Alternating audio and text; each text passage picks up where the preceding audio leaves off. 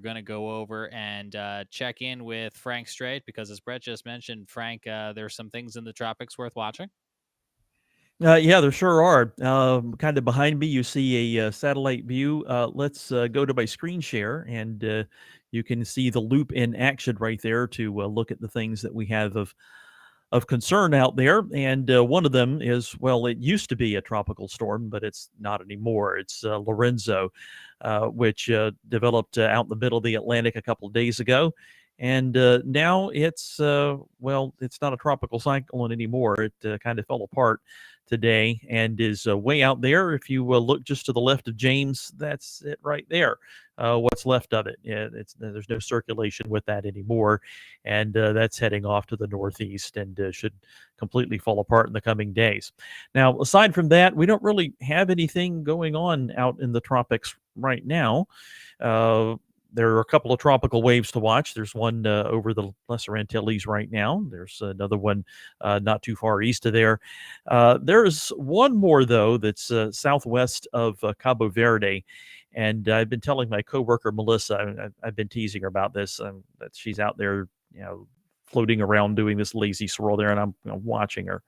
And I think that this is going to at least be a part of a development that we see in the Caribbean Sea sometime either late next week or maybe next weekend. Models are in pretty good agreement that we're going to see a tropical cyclone develop. It's the question is exactly where it might go after that, and we don't really know that at this point. Now, I can show you the scariest model, and I guess I will, which is the European model.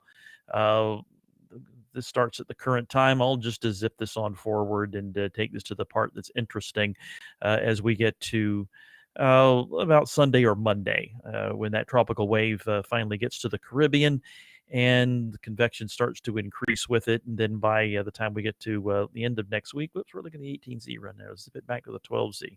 There we go. And middle or western end of the Caribbean Sea. Either the wave itself develops or it gets involved in one of those Central American gyre features, and that spawns a tropical cyclone of some sort. But anyway, that's probably our next thing to watch for a possible development. It's on the way out in the long range, and different models are handling this differently. The only thing we have any kind of agreement on is that there's probably going to be a development out there in 8 to 10 days. European model, yeah, it's the scariest one. It shows thing going into with Yucatan Peninsula and hooking back around and going toward Florida, and then potentially up the East Coast from there as we approach Halloween. That's just a model forecast. That's not a model output. It's not my forecast. It's not anybody else's forecast except maybe Billy Bob's Carolina Weather Authority on Facebook that likes to post this kind of junk. We with promised these we long weren't going to range. mention Billy Bob. Well, if Billy Bob would stop doing stupid stuff on the internet, then we'd stop giving him a hard time. But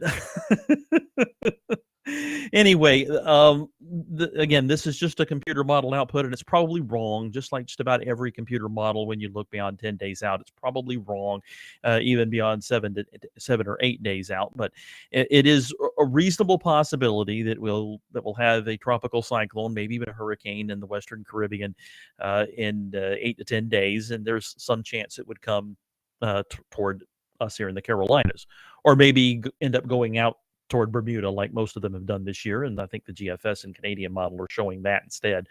So just something to keep in mind that hurricane season isn't done yet, and y'all need to be prepared. And for the Outer Banks, that's just kind of your best effort at this point, I guess. But the rest of us, well, in South Carolina, we had some issues too, and we'll try and talk about that in a few minutes before we close. But it wasn't anywhere near as bad as what we saw at the Outer Banks in North Carolina and points further north.